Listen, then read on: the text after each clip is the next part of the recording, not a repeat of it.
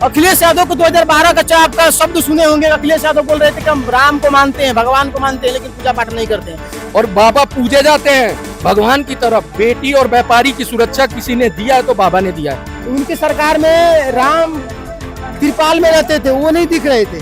जिन्होंने हज हाउस बनवाया, जिन्होंने मुगल म्यूजियम बनवाया, आज राम पे सवाल उठा रहे हैं। राम मंदिर सबसे बड़ा आस्था का केंद्र है, यहीं से शुरुआत करो। कुंभ में तो हाथ मारे कुछ मिला नहीं। कौन बोले थे? वही राहुल गांधी बोले थे ना कि जो व्यक्ति मंदिर में जाता है वो लड़की चिढ़ता है। आज अपराधी बॉर्डर छोड़ के यूपी का भाग रहे हैं कि कल को अखिलेश आएंगे तब हम आएंगे। स्त्री का त्रिया चरित्र कोई नहीं जानता है, और पुरुष का भाग्य के बारे में कोई नहीं जानता है। तो आप मुझे ये बता दो, अगर देवी देवता गलत है तो फिर जिस अल्लाह को मानते हो, जिस तुम ईसाई को मतलब सही कौन है? मैं यही बोलूँगी, अगर हमने यूपी में योगी बाबा हैं तो मैम वो हर चीज़ सही है। हेलो दोस्तों, मैं हूं प्राची और आप देख रहे हैं लोकतंत्र लाइव टीवी। अयोध्या में राम मंदिर के चोरी के बाद माहौल काफी ज्यादा गर्म है। ऐसे में अखिलेश यादव के बयान के बाद ये मुद्दा और भी ज्यादा गंभीर हो गया है। अब इस पर जनता की क्या राय है, आइए चलिए जानते हैं। क्या नाम है आपका? सौरभ मिश्रा। अभी जो राम मंदिर का मुद्दा हुआ है उसके बारे में आपने सुना है? हाँ मैम, सुना तो है मैं कि वो जो घोटाला हुआ था वो चोरी वाला, वही आप बात करिए। तो क्या लगता है इसका दोषी कौन है? मैम ये तो मैं ऐसे क्लियर नहीं कर सकता हूँ, पर जैसे जो है उसमें कुछ आदमी हैं, पंडित भी हैं, मतलब जो भी हैं, पर वहाँ पे गलती है, कुछ सरकार की भी गलती है, ये मैं मानता हूँ मैम। अखिलेश यादव जो टिप्पणी कर रहे हैं कि उन्हें ये कहा है कि राम जी क्या फिर से वनवास चले गए, तो इस पर आपका क्या कहना है? मैम वो तो गलत है। हम जो हैं अपने बाबा हैं वो मैं उनको मानता हूँ, जो योगी बाबा हैं जिसकी सरकार है। मैम वो जो बोल रहे हैं वो अपनी सरकार में क्यों आज तक क्यों नहीं राम मंदिर बना हुआ पाए, अब वो बोलने में बीच में अपना मतलब उंगली कर रहे हैं, उसको मैं नहीं मानता मैम। बहुत लोगों का ये भी कहना है कि जिसने राम भक्तों पर गोलियां चलवाई उसको बोलने का कोई हक नहीं बनता। मैम नहीं बनता, वो तो मैं श्योर हूँ, मैं तो 100 नहीं 110 हूँ श्योर।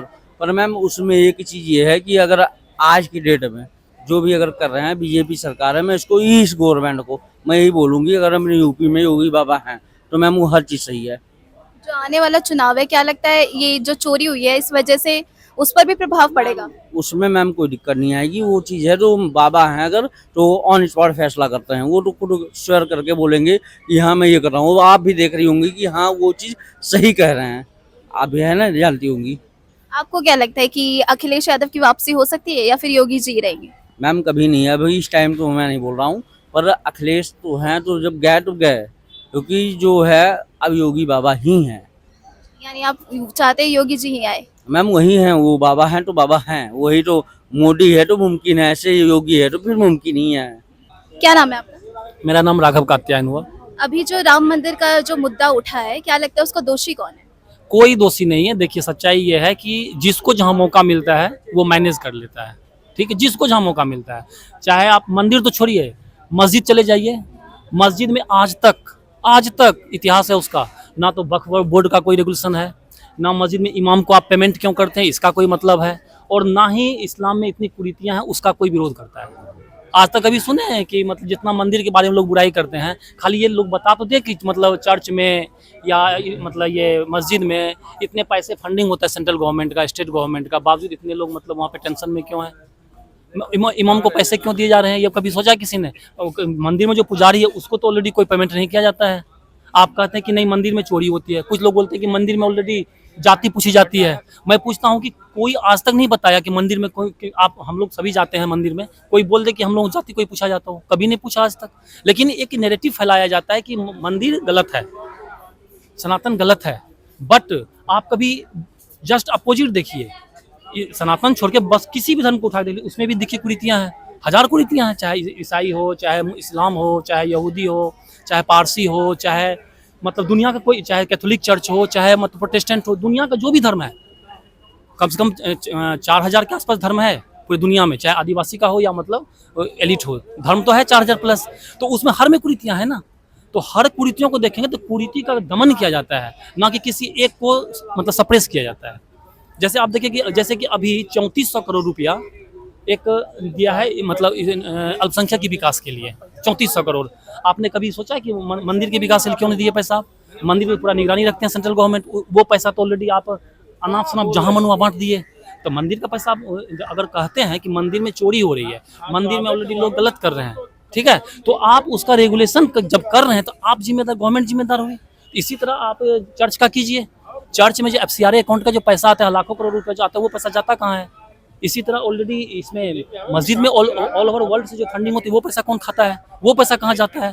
तो आपको सिर्फ दिखाई देगा मंदिर में गलत हो रहा है। अरे हर जगह कुरीति है ना, ऐसा थोड़ी कोई एक जगह ऐसा कुरीति है नहीं। आप कभी नोटिस किए ये जो गुरुद्वारा है, गुरुद्वारा में दुनिया की फंडिंग होती है, आप कभी सोचे हैं कि वो पैसा कहाँ से आ रहा है, कौन ला रहा है, कौन सा फंड है वो? किसी ने सोचा है? केवल मंदिर में बुराई, अरे मंदिर में बुराई है, मैं मानता हूँ, चलो गंद में बुराई है, मंदिर में एकदम गंदगी फैली हुई है। तो भाई तुम पहले मस्जिद देख लो, पहले तुम चर्च देख लो, उसके बाद अगर तुम उसका जेरूसलम का जो पूरा लगा हुआ है उसको देख लो। हर जगह तो बुराई है ना, ऐसा तो नहीं कि कोई एक परफेक्शन है, ना तो कोई एक परफेक्ट है, ना कोई एक दूध का धुला हुआ है। आप खुद सोचिए ना कि ना तो ऑलरेडी मतलब सनातन धर्म का जो एक कंसेप्ट है जो ऑलरेडी प्रकृति पूजा से संबंधित है, उसको आप करें तो आप गलत हो। तो आप मुझे ये बता दो, अगर देवी देवता गलत है तो फिर जिस अल्लाह को मानते हो, जिस तुम ईसाई को मतलब, सही कौन है फिर? आप होली फेथ करते हो, वहाँ जो आप जल छिड़क देते हो वो क्या है? वो भी तो अंधविश्वास है। आप जा करके बोलते हो 5 टाइम नमाज अदा करते हो, वो भी तो गलत है। फिर अगर यहाँ पे भगवती की पूजा आराधना गलत है तो वो भी गलत है। तो तुम सही कैसे हो गए? अगर तुम सही हो तो ये भी सही है, तुम गलत हो तो वो भी गलत है। आप बताइए ना कि मतलब इस्लाम में या ईसाई में कहाँ गलती नहीं है? महिला की स्थिति हर जगह डैमेज है। तो आपको सिर्फ एक चीज़ देखिए, सनातन में एक कंसेप्ट क्लियर है कि अगर आप वहाँ आई हैं, ठीक है, तो वहाँ पे रिफॉर्म हुआ है, टाइम टू टाइम रिफॉर्म हुआ है। लेकिन बाकी किसी धर्म में रिफॉर्म, कैथोलिक चर्च, कैथोलिक की बात बता रहा हूँ, एक भी महिला अगर जाके चर्च में दिखा दे मैं मान जाऊँ। इस्लाम में कोई महिला चर्च मस्जिद जाके दिखा दे मैं मान जाऊँ। तो मस्जिद को आप ऑलरेडी, ईसाई का जो चर्च है उसको ऑलरेडी आप बचा के रखे हो। आपको याद होगा कंधमाल की घटना, उड़ीसा में जो हुई थी घटनाएं, वो क्या था फिर? अगर वहाँ सब सही था तो फादर को जला क्यों दिया गया? वह तो हम नहीं थे, आप नहीं थी, वहाँ पब्लिक ने जलाया है, गलत किया है। मान लीजिए किसी का धर्मांतरण कर रहे हैं, अभी यूपी में बनारस में क्या हुआ? अब मान लीजिए किसी महिला को साथ फोर्सफुली उसको कहा जाएगा कि तुम या तो धर्म चेंज कर रेप करेंगे, डजंट मैटर ना, गलत चीज है ना ये, तो वो काट दिया, सर कच्छा का सिर काट दिया। तो इसी तरह हर इंसान को सोचना होगा कि क्या गलत है और क्या सही है। बस नैरेटिव नहीं फैलाना चाहिए कि ये तुम गलत हो और तुम सही हो। जो गलत है उसका भी विरोध होनी चाहिए, जो सही है उसका सपोर्ट होनी चाहिए। नहीं तो फिर आप ऑलरेडी चर्च के जो फादर होते हैं, उसके बाद जाकर के मस्जिद के जो इमाम होते हैं, उसको आप पेमेंट क्यों करते हैं? उसको पेंशन क्यों देते हैं? मंदिर में पुजारी किसी को आज तक क्यों नहीं दिया? तो गलत कौन? आप कहेंगे कि भारत अल्पसंख्यक देश है, कोई अल्पसंख्यक को मान्यता मिली है। पर भाई अल्पसंख्यक का मतलब होता है कि ऑलरेडी मैक्सिमम दुनिया के हर देश में अल्पसंख्यक की परिभाषा क्या है? वहाँ पे कहा जाता है कि एक बंदा है जो 10 बंदा में 2% है, वो अल्पसंख्यक है। इंडिया में क्या, जितना तो ऑलरेडी दुनिया में 5वां देश है ब्राजील पॉपुलेशन में, ठीक है, और ब्राजील को पीछे जितना मुस्लिम इंडोनेशिया में, उसके बाद इंडिया में है। तो वो कैसे अल्पसंख्यक हो गए ये बता दें मुझे। चर्च कैसे मतलब कैसे ईसाई मतलब अल्पसंख्यक हो गए ये मुझे बता दें। एक तो एक प्रोपोर्शनल देखा जाता है ना, प्रोपोर्शनल देखा जाता है ना। तो इन सब चीज़ों को देखने के बाद ऐसा लगता है कि जस्ट कोई अगर गलत कर रहा है तो उसका विरोध होनी चाहिए, और जो सही है तो सपोर्ट होनी चाहिए। Thank you. बाकी जो ये अखिलेश यादव जो बयान दे रहे हैं कि जो चोरी हुआ है उस पर जो बयान दे रहे हैं कि राम जी क्या फिर से वनवास चले गए, तो इस पर आपका क्या कहना है? अरे राम जी पहले भी घर में थे, आज भी घर में, हमेशा सनातन में रहेंगे, ठीक है। और जिसको जो करना है वो करे, कोई फर्क ना पड़ता है इससे, क्योंकि आप सनातन माने तो भी ठीक है, ना माने तो भी ठीक है, जो मान लिया वो भी सही, जो ना माना वो भी सही, कोई फर्क ना पड़ता सनातन को। क्योंकि पागल हो गया। नहीं, बहुत लोगों का ये भी कहना है कि जिन्होंने गोलियां चलवाई है उसको ये सब कहने का कोई हक नहीं बनता। गोलियां तो खुद चलवाए थे 1994 में, कार सेवक भी गोली चलवाए थे। और मैं बताऊं, ये तो नॉर्मल चीज है। आप देखिए ना, जैसे जब यूपी से उत्तराखंड नया स्टेट बना है तो रामपुर तिरहा पे हुआ है, वहाँ पे जाकर के उसके बाद ये सब जो मुजफ्फरनगर में हुआ है, ये सब तो मतलब पूरा खुलाम कत्लेआम किया गया, तब जाके उत्तराखंड बना है। तो ये क्या बोलेंगे दूसरे को? अब बात यहाँ पे ये नहीं है कि सत्ता में तो आना जाना लगा रहता है, लेकिन देश के साथ कुछ नहीं होनी चाहिए। देश से बराबर के कुछ नहीं होता है, नेशनलिज्म से बढ़ के कुछ नहीं होता है। जैसे देश में कहाँ रहेंगे फिर हम लोग? नेशनलिज्म सबसे बड़ी चीज है। आने वाले जो इलेक्शन है, क्या लगता है उस पर भी प्रभाव पड़ेगा इस चीज का? अरे कोई प्रभाव नहीं पड़ना। इलेक्शन देखिए सब मैनेज है, ठीक है। ईवीएम अखिलेश यादव मतलब समझ नहीं है उसे, वो ईवीएम के लिए, फिर ईवीएम से इलेक्शन ना हो। दुनिया का एकमात्र लोकतांत्रिक देश है इंडिया, जो विशाल भी है और हर क्षेत्र में आगे हैं। वहाँ पर ईवीएम से इलेक्शन होता है। बाकी दुनिया में कहीं भी लोकतांत्रिक देश में ईवीएम से इलेक्शन नहीं होता है। जो जापान ईवीएम का मतलब इंट्रोड्यूस किया दुनिया में, वहाँ पे भी बैलेट से पेपर इलेक्शन होता है। आप देख लीजिए उठा के। हो गया सवाल आपके, और कुछ है? नहीं नहीं नहीं, थैंक यू। क्या नाम है आपका? सुधीर प्रजापति। अभी जो राम मंदिर वाला जो मुद्दा चल रहा है उसके बारे में आप जानते हैं? बिल्कुल।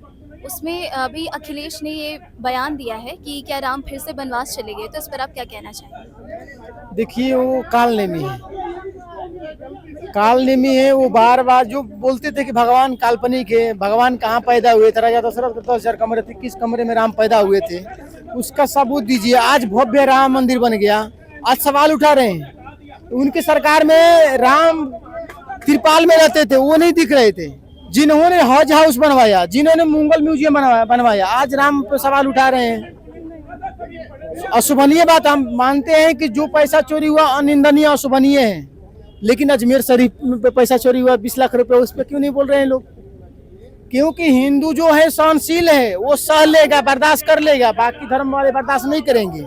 इस पे हो सकता है घमासान, हो सकता है हस्तक्षेप कोई कर सकता है। जो बोला है राम काल्पनिक, वो भी इस पे राम भक्त बन सकता है, लेकिन वहाँ पे कोई नहीं बन सकता है। वहाँ एक ही बोला जाता है कि हमारे में बोलोगे तो सर्तन से जुदा कर देंगे। बात इस पे है ना कि राम नाम कड़वा लगे मीठा लगे दाम, दुविधा में दोनों गए, ना माया मिले ना राम। तो इनके बात है दुविधा में दोनों गए, ना वोट मिले ना राम मिले। तो ये चर्चा होती रहेगी, लेकिन अजमेर शरीफ पे कभी चर्चा नहीं होगी। ये बताइए तिरुपति बालाजी में जब मिलावट हुआ था, मिठाई में जब मिलावट हुआ था, प्रसाद में जब मिलावट हुआ था, क्यों नहीं बोल रहे थे? क्योंकि इनकी आस्था में प्रॉब्लम है, आस्था में कोई इनमें विश्वास नहीं है। इनको खाली जो व्यक्ति बोल रहा है कि मंदिर में जाने, वो व्यक्ति जाता है, उसके बाद बाहर निकल कर लड़की छेड़ता है। तो कोई बोल दे कि केजरीवाल साहब गए थे वहां मंदिर पे, तो फिर उसके बाद लड़की छेड़ रहे थे। कौन बोले थे? वही राहुल गांधी बोले थे ना कि जो व्यक्ति मंदिर में जाता है वो लड़की छेड़ता है। आज राम भक्त बन गए। इनको देखिए बहुत बड़ा मिला है, एक मुद्दा मिला है कि जिसके वजह से हमको रोटी सेके, हमारा नैया कैसे पार लगाए, वो मुद्दा खोज रहे थे। इनको मुद्दा मिल गया कि हमारा कैसे भी नैया पार लगे, जो दबक दबक के चल रही थी नैया पार लगे। नैया पार लगने वाली नहीं है, वहाँ पे योगी जी बैठे हैं, सबकी वहाँ देखने वाले हैं, राम भक्तों को भी देखने वाले हैं, वहाँ मुलायम मुलायम को भी देखने वाले हैं। उनकी सरकार में क्या लगती थी पहले? मुलायम मुलायम काशीराम, हवा मिल जय सिया राम। ना रहे मुलायम ना रहे काशीराम, सब बोल रहा है जय सिया राम। आज वही हो रहा है ना। जो व्यक्ति मानता ही नहीं तक राम है ही है, जो व्यक्ति ने 22 वकील खड़ा किए थे कि राम कभी आए ही ना, जिसके वो नेता ने राम कृपाल यादव ने क्या बोल रहे हैं कि जो गुम्बद पे चढ़ गए वो उतर नहीं पाए। हमको प्रूफ बताइए कितने लोग मारे आप? आज राम भक्त बन गए। राम भक्त नहीं है, ये कालनेमी है। हमारे यहाँ कहा जाता है कि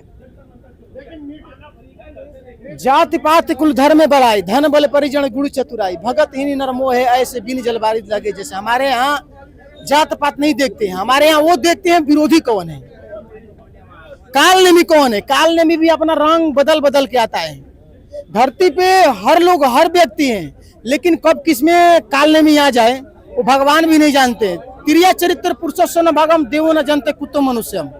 स्त्री का त्रिया चरित्र कोई नहीं जानता है, और पुरुष का भाग्य के बारे में कोई नहीं जानता है। कब प्रबल हो जाए, कब विकसित हो जाए, और कब स्त्री किस पे हस्तक्षेप कर दे। हमारे यहाँ भी अभी बोला जाता है कि नारी सताए 3 नासी, रावण कौरव कंस, ब्राह्मण सताए सब नासी, सुख संपत्ति और वंश। तो जो व्यक्ति राम पे हस्तक्षेप लगा रहा था आज राम भक्त बन रहा। राम भक्त बन रहा किस लिए? वोट के लिए। राम कृपाल यादव क्या बोल रहे थे कि हमारे लोगों को, चाहे हमारे पार्टी के नेता को, मुलायम सिंह को मुला मुलायम सिंह बोलो, चाहे मौलाना मुलायम सिंह बोलो, कोई दिक्कत नहीं है, हमको कोई दिक्कत नहीं। आज बोल रहे हैं कि हम राम भक्त हो गए। ये राम भक्त नहीं है, कालनेमी है। ये बहुत बड़ा कालनेमी। इनको कुछ वोट मिलने वाले नहीं है। जो पहले खुलेआम बोलते थे, जिनकी सरकार में त्रिपाल में रहती थी, उसके बाद हज हाउस बनवा रहा। उनके सरकार में भीमराव अम्बेडकर को भूमाफिया बोल दिया गया था। 2017 का हज हाउस के उद्घाटन में गए थे। 6 जून 2017 के हज हाउस के उद्घाटन में कौन गए थे? आजम खान। उस वहां पे क्या शब्द बोल रहे हैं? भूमाफिया अम्बेडकर जी, ऐसे हाथ करके जहां बोलते हैं उनका जमीन हो जाता है। ये दलितों का मान सम्मान है। उसके बाद उन्हीं का अब पता होगा कि जो लखनऊ गेस्ट कांड में क्या हुआ था, मायावती को जान से मारने वाले कौन लोग थे? यही लोग थे जो आरएसएस के बंधन उनको जान बचाया है। तो ये दलितों का भी विरोधी है। और जो वहां पर दलितों का नाम जो था, वो नाम चेंज करने वाले यही मौलाना अखिलेश यादव हैं। आज राम भक्त बन रहे, दलितों को मसीहा बन रहे, पीडीएम बताइए, पीडीएम में कौन लोग आते हैं? बहुत लोगों का ये भी कहना है कि अखिलेश यादव जो ये इतनी बातें कह रहे हैं, इन्होंने ही गोली भी चलवाई थी और अब उनका कोई हक नहीं बनता इन बातों को कहने का। देखिए, बात तो बिल्कुल सही है, हक नहीं बनता। हम ये नहीं कहेंगे कि मुद्दा उठाना गलत बात है, आप मत उठाइए, लेकिन आपको सोचना चाहिए था कि मेरे पिता ने राम भक्तों पे गोलियां चलवाए थे और मेरे चाचा खुलेआम बोल रहे हैं कि मंदिर पर तो गुंबज पर तो चढ़ गए थे लेकिन उतर नहीं पाए थे। कितना शर्मसार करने वाली बात है। उसके बाद हम करें कितना राम भक्त हैं। अखिलेश यादव को 2012 का आपका शब्द सुने होंगे, अखिलेश यादव बोल रहे थे कि हम राम को मानते हैं, भगवान को मानते हैं, लेकिन पूजा पाठ नहीं करते हैं। आज उनके लोग दुहाई दे रहे हैं कि हमारे मन में राम आ रहे हैं, अखिलेश जी के मन में राम आ रहे हैं, अखिलेश जी प्रतिदिन राम का पूजा करते हैं। अखिलेश यादव बोले हैं खुद कि हम प्रतिदिन घर से बाहर निकलते हैं नहीं, अखिलेश यादव बोले हैं कि प्रतिदिन घर से बाहर निकलते हैं तो पूजा पाठ करते हैं, भगवान राम का नाम लेते हैं, भगवान शिव के नाम लेते हैं। जब भगवान राम के नाम लेते हैं, काशी विश्वनाथ में शिव भगवान का मंदिर है, वहां पर बोल दीजिए कि वहां पर भव्य मंदिर बनेगा, फिर मथुरा में बोल दीजिए। आप तो बहुत बड़ा भक्त है, हमसे भी बड़ा भक्त है, हम मानते हैं भक्त हैं। आपको खाली चाहिए वोट बैंक। काम क्या करना है, काम उनके लिए करना है।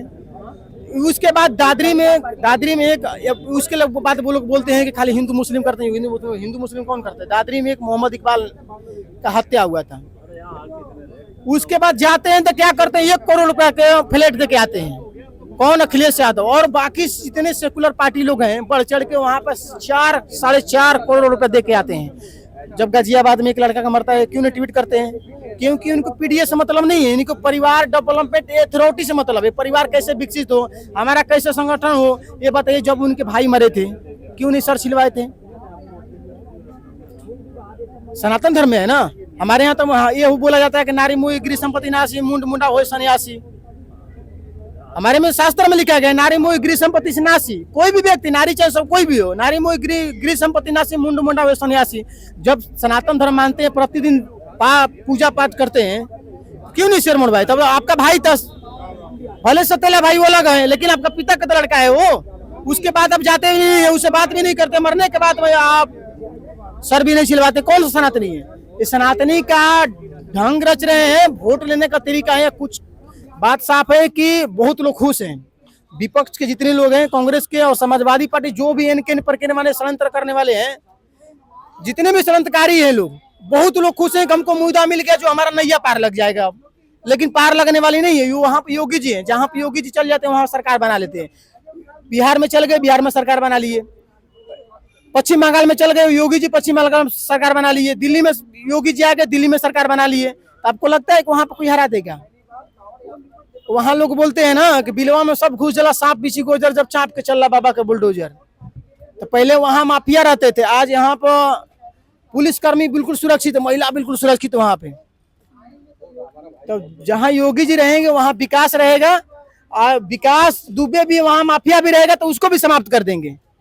तो वहां काल में रहेंगे। भगवान जी के जहाँ भगवान वास करते वहां काल में भी आती है, अपना रंग बदल भेष बदल गाती है। अब ये पता नहीं चलता किसमें वो आ गया है, किसमें यंत्र तंत्र षड्यंत्र और किसमें कौन लोग घुस गए हैं, ये पता नहीं चल पाता है। लेकिन यही हम कहेंगे कि आप, राम मंदिर का मुद्दा तो है ही है, हम इसको हम भुला नहीं सकते हैं, लेकिन आपको उस पर भी ध्यान देना चाहिए। जो व्यक्ति राम मंदिर के विरोध खड़ा था, जिन्होंने सरयू में कितने लाशों फेंकवा दिया था, उसका गिनती नहीं बताया था, और खुलेआम बोल रहा है कि हम हिंदुओं के लिए 10 मरे तो क्या मरे, तुम्हारे लिए 76 मरवा देंगे। वो किसके लिए बोल रहा है? वो आज तो वोट बैंकिंग हो रहा है। आज खुलेआम बोल रहे हैं, चिल्ला के बोल रहे हैं बहुत बड़ा राम भक्त है। जिस दिन राम मंदिर बन रहा था, क्यों नहीं बोल रहे थे कि हम बहुत बड़ा राम भक्त है? इनकी यही कमी है कि आज ये बैठे हैं विपक्ष में। अगर खुल के बोले होते कि हम भी बड़ा राम भक्त है, राम मंदिर के पक्ष में है, तो आज विपक्ष में नहीं, आज पक्ष में होते हैं। राम भक्त हैं तो इतना काफिला लेके जाते हैं, आजमगढ़ जाते हैं ना, अपने जहाँ से चुनाव जीते हैं वहाँ के घर बनाया है, वहाँ से पंडितों से पूजा कराई है, तो उस घर पे जाते हैं तो 10 किलोमीटर अंदर अयोध्या है, वो आते। आज उनके पिताजी ने विरोध किया, सालों से विरोध हुआ। राम मंदिर इतनी मुश्किलों से बना, 500 सालों के बाद बनने के बाद आपको ही सबसे पहले पता लगा कि यहाँ पे चोरी हो रही है। आप ही के लोग वहाँ पहुंचे थे क्या? टिन्नू यादव से आप पे फोन पे बातें जो निकल के आ रही हैं, आप बताओ, आपके पास मुद्दा नहीं था, आपने कहा मुद्दा नहीं है, राम मंदिर सबसे बड़ा आस्था का केंद्र है, यहीं से शुरुआत करो। कुंभ में तो हाथ मारे कुछ मिला नहीं। कुंभ में भी आपने कहा भर भर के ट्रक के मोबाइल मिले हैं, मरे की संख्या नहीं बता रही है। फिर कहते थे लाशों का ढेर बह रहा है संगम का और गंगा जी में। बहुत कुछ आरोप लगाया, लेकिन 65 करोड़ लोगों ने आस्था की डुबकी लगा ली, तब भी नहीं रुका। उसके बाद आप राम मंदिर पे आपने क्या क्या आरोप नहीं लगाया। आज बताओ, जिनके साथ खड़े हो आप राम मंदिर गए? आप यदुवंशी की औलाद हो, एक बार बोल दो मथुरा में, प्रेम से बोल दो। जिन भाइयों का वोट बैंक लेके चलते हो कि भाई साहब हिंदुओं का आस्था का विषय है, 2 मंदिर मांग रहे हैं, दे दो। देखो हिंदू आपको अपने घर में मस्जिद बना के दे देगा। हिंदू तो वो है। आप हिंदुओं को तोड़ने में लगे हो कि भैया ये 20% मेरे पास वोट है और बाकी हमें शुरू करना है 21% के। बाबा जी के जो कार्यशैली है, मैं बता रहा हूँ, धन्य है वो धरती जहाँ वो जन्म, मतलब वो लोग देख रहे हैं ऐसा कार्यकाल। हमारी पीढ़ी देख रही है, हम सौभाग्यशाली हैं कि ऐसा न्यायप्रिय मुख्यमंत्री है, कर्म निष्ठा से काम कर रहा है। राम मंदिर बनाया उसने और आपकी बात भी सुन रहा है और आपके परिवार की भी बात सुन रहा है। आपकी बेटी पे गलत टिप्पणी हुई, सबसे पहले बाबा सामने आए। आपकी बीबी पे टिप्पणी हुई, सारे सनातनी सामने आए। आपने अपने परिवार के जो धर्म पत्नी होती है, सबसे बड़ी दायित्व तो हमारा ये कर्तव्य होता है कि हम सबसे पहले उसकी सुरक्षा देंगे। उसको नंगी बोल रहा चवन्नी साहब मुल्ला, आपके मुंह से शब्द नहीं निकला। आपका मिठाइयों में, तिरुपति बालाजी में गाय की चर्बी और सुअर की चर्बी मिलाई गई, वहां आपकी आवाज नहीं निकली। वो सबसे बड़ा आस्था को ठेस पहुंचाया गया था कि करोड़ों लोगों को प्रसाद बांट दिया गया और उसमें इस तरह का कालाबाजारी हो रही थी। वहां कांग्रेस की सरकार थी। राजनीतिकरण जो कर रहे वो सनातनी देख रहा है और इसकी सजा आपको 2027 में देगा। आप अवधेश प्रताप को लेके ट्रॉफी बना के घूम रहे थे, अयोध्या हार गए, फैजाबाद से जीते थे। उनका बेटा बुरी तरह से हारा मिल्कीपुर में। आप वो रो रहे हैं फूट फूट के। तो ये सनातनियों की गुस्सा है और जो काम कर रहे हैं ना अखिलेश यादव, इस चीज को ध्यान में रखें। जिनने राम का विरोध किया आज वो कहाँ है? जो कहते थे काल्पनिक है। राम मंदिर के लिए 28 वकील लगा दिया, दम लगा लिया इन पार्टियों ने कि इलाहाबाद से लेके और सुप्रीम कोर्ट सब कुछ करके देख लिया, राम मंदिर बन के रहा। इनकी सरकारें इसलिए नहीं राम मंदिर बना पाई कि उनको लगता था मुसलमान देश नाराज हो जाएंगे, हमला कर देंगे। आज अबू धाबी में भी बना के दिखा दिया उसी मोदी ने। तो ये है, काम करने की निष्ठा होनी चाहिए। आप समझ लो, योगी बाबा जब तक आप सो के उठते हो ना 12 बजे, 8 जिलों का, 5 जिलों का, 4 जिलों का दौरा करके आ गए होते हैं। समझ रहे हो? इस तरह का लेजी मुख्यमंत्री अगर इतिहास में यूपी के हुआ है तो अखिलेश यादव हुए हैं कि जो 12 बजे सो के उठता है और अपनी फाइलें भिजवा देता लोगों के घरों में, मंत्रियों के, कैबिनेट के, जाओ भाई साइन करा के लाओ। इस तरह से तुमने सरकार चलाई। अगर अच्छी सरकार चलाई होती तो धरोहर में आपको मुख्यमंत्री की सीट आपके बाप ने दी थी, आपकी वजह से नहीं मिली थी। वो ताज आज आपके सर पे होता है, जनता आपको उतार के बाहर नहीं फेंकती। इसलिए अखिलेश यादव सपना देखना बंद करें। और राम मंदिर में जो लोग पकड़े गए हैं, टिन्नू यादव, उनके साले, व्हील चेयर चलाने वाला लाखों करोड़ों कमा गया, तो जो जिन्होंने किया है उनको सजा कानून दे ना दे, लेकिन सनातनी रेडी पटरी जितने लोग खड़े हैं वो सब कोसेंगे, उनकी पीढ़ियों को कोसेंगे। 3 पुश्ते याद कर को कराएंगे कि तेरा बाप चोर था। राम मंदिर में जब उसको आस्था पे खिलवाड़ किया, वो तेरा बाप था जो इतने लोगों के आस्था के साथ खिलवाड़ हुआ। चांदी और सोना तो सुरक्षित है, पैसे में हेरा फेरी की ना, कितना कमा लिया? 200 करोड़ सबने मिला के। 200 करोड़ से आप आज उनके रिजर्व में अयोध्या की इकोनॉमी, टेम्पल इकोनॉमी इतनी बड़ी रन कर रही है जो ताज को पछाड़ दिया। आस्था आज भी बनी हुई है, कल भी बनी रहेगी। राम पे जिन्होंने आक्षेप लगाया वो खत्म हुए हैं। तो जो आप कर रहे हो ये भी एक तरह के लिए आप अपने लिए पाप कमा रहे हो। इस कर्मों की सजा आगे आपको मिलेगी, आपके बच्चों को भी मिलेगी। आप राम मंदिर को अगर आस्था की नजर से देखते तो आप दर्शन करने जाते। आपके घर से कितना दूर है अयोध्या? लखनऊ जो रहता है वो जानता है कि यहाँ से 1.5 घंटे से 2 घंटे का रास्ता है। आपके लिए तो 1.5 घंटे का है। क्यों? लाओ लश्कर के साथ जाना, दंदनाते हुए, लाइट नहीं मिलनी, हाईवे है, आप चले जाते। कितना दूर था। आपने हज हाउस बनाए, आपने कब्रिस्तान बनाए, आपने एक समुदाय को भर भर के दिया। आज भी आपकी आवाज वहां पे क्यों नहीं अजमेर शरीफ में निकली जब वहां घोटाला हुआ? भाई आपको अगर नेता हो ना, नेता तो समाज के हर चीजों को बोलना है। नेता सेकुलर होता है, समाज सेकुलर नहीं होता। नेता और सरकारें सेकुलर होती हैं। जो एक स्कीम अगर करती है तो सबके लिए वेलफेयर स्कीमें लाती है, वो एक समाज, एक तबके के लिए नहीं लाती। इसलिए सेकुलर जो शब्द बना है वो नेता के लिए बना है, जनता के लिए नहीं है। तो आप इस चीज को बताओ कि आप जो सेकुलरिज्म बेच रहे हो, आप एक समुदाय को देख रहे हो, उसके जूते में रख के दाल पी रहे हो, जनता देख नहीं रही है। यूपी में मैं बता रहा हूँ हर घर में बाबा पूजे जाते हैं। मैं गोरखपुर का हूँ, गोरखपुर से आता हूँ, और बाबा पूजे जाते हैं भगवान की तरफ। बेटी और व्यापारी की सुरक्षा किसी ने दिया है तो बाबा ने दिया है। आज भय मुक्त सरकार अगर है, law and order, Delhi police मानी जाती थी पूरे भारत में, आज यूपी की पुलिस मानी जाती है। तुरंत ठोके जाते हैं अपराधी। आज अपराधी तख्ती टांग के थानों में जमा हो रहे हैं। आज अपराधी बॉर्डर छोड़ के यूपी का भाग रहे हैं कि कल को अखिलेश आएंगे तब हम आएंगे। तुम्हारे अतीक यादव, तुम्हारे लिए जो वोट बैंक थे, जो वोट इकट्ठा करके देते थे भय और कट्टे के उस पे, आज वो सारे मारे जा चुके हैं या भाग चुके हैं। किसने किया? एक बाबा ने। बाबा को आज उनको विरासत में नहीं मिली है गद्दी, उन्होंने अपने कर्म निष्ठा से कमाया है और भगवान ने उनको वहां बिठाया है। आप बताओ, उतने बड़े सीएम के, इतनी बड़ी जनता के, मतलब 8 स्टेट का अकेला एक स्टेट है यूपी, जितनी पब्लिक और पॉपुलेशन है, 8 करोड़ से ज्यादा मुसलमान रहता है। आज बाबा सबके लिए काम करके दे रहे हैं, हर घर नल से, बिजली से, है राशन से, पानी से, वेलफेयर स्कीमों से, जितनी केंद्र की स्कीमें सब तक पहुंच रही हैं, बाबा ने पहुंचाई है। बाबा के परिवार में 6-7 भाई बहन है। वो तो यथास्थिति जैसी है वैसी है। ना उन्होंने कभी घमंड किया, ना बाबा ने कहा कि मेरा परिवार है। बाबा का परिवार तो यूपी का समाज है, और तुम्हारा समाजवादी तुम्हारा परिवार है। तुम्हारे पिताजी के टाइम पे 40 लोग मेन ओहदे पे बैठे थे, समझ रहे हो? आज 4 लोग रह गए, 14 थे तुम्हारे मुख्यमंत्री में, अब 4 लोग रह गए। अब आप बताओ कि जब समाजवाद तुम्हारा परिवार ही हो, पीडीए करते हो। अमित पाल की बीबी ने जब भरे विधानसभा में कहा था कि बाबा ने मेरे पति को न्याय दिलाया, और उनकी हत्या करने वालों को जो अगर सही न्याय दिया है तो बाबा की कार्यशैली ने दिया, बाबा के कार्यकाल में मिला, तो आपने उसको पीडीए से बाहर कर दिया। आपका मोहित खान बलात्कार करता दलित बच्ची का, वो आवाज उठाई। आपके नवाब यादव डिम्पल का करीबी रेप करता है बच्ची का, आवाज उठाई आपने। आपकी बेटी के बारे में अभद्र वीडियो बना के डाली जाती है, बाबा बोलते हैं सबसे पहले। आपके बीबी के बारे में सनातनी बोलता है। आप अपने घर के बारे में, अपने लोग ऐसे हारे हुए और ऐसे लाचार नेता को यूपी की जनता चुनेगी क्या? कभी भविष्य में कभी नहीं चुनना चाहेगी अगर सही लोग होंगे। और जो लोग उनको वोट देते हैं उनकी भी जनरेशन आगे आके कोसेगी कि हमारा बाप नकारा था, जो ऐसे नकारों को मजबूत करता था और वो सनातन को गाली देते थे भर भर के।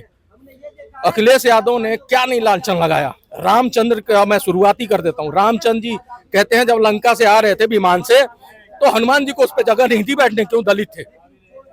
हंसी आई ना? ऐसा नेता है। ऑस्ट्रेलिया से तुम पढ़ के आओ, बिना डिग्री आ गए तुम, वहां से मौज मस्ती करने गए थे। हमें नहीं पता तुम्हारी काबिलियत क्या है। तुम सबसे लेजी मुख्यमंत्री में हो, तुम्हारी अटेंडेंस सबसे कम है, और उससे पीछे राहुल गांधी है, राहुल गांधी को उससे भी कम है।